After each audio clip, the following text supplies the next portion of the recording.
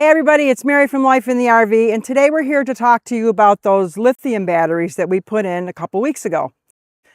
Before you buy lithium batteries, maybe you should watch this. Just because everyone else is upgrading to lithium batteries doesn't mean you should, and we learned that the hard way. We were told that if we bought 4 lithium batteries, we'd be able to run 1 air conditioner.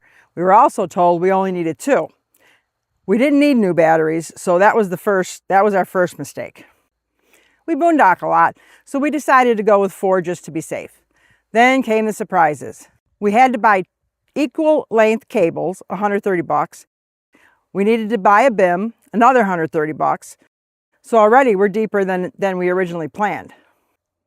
Our first night boondocking with the new setup, we tried to run the heat pump inside the air conditioner. It didn't run, it just clicked. That started a chain of phone calls. Lion Energy said it wasn't the batteries, it was Jayco's wiring. Jayco said the inverter wasn't made for lithium. Firefly said there was no reason the AC shouldn't run. Xantrex said it was our wiring. 4 companies, 4 different answers, and no actual solution. Then there was a generator issue. Lion Energy told us the autogen should kick on at 13.6 volts. Someone else told us 12. Firefly told us the system only goes as high as 12.5, and that if lithium batteries drop to 12.5, they're already dead.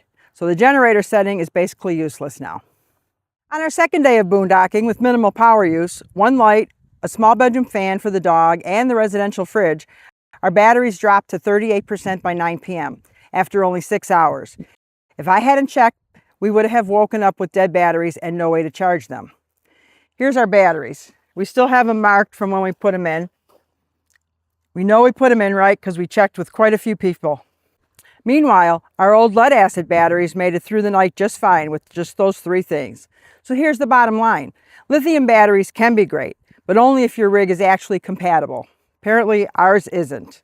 Your inverter, wiring, control system, generator settings, all of that matters way more than the battery itself. We upgraded because everyone else was doing it, and because we were told we'd be able to run the AC. But that's not our reality. If you're thinking about switching to lithium, learn from our experience. Make sure your system is actually built for it before spending thousands and ending up disappointed like we are. So now we're thinking of selling our lithium batteries and getting some AGMs that originally came with the unit. Mary from Life in the RV.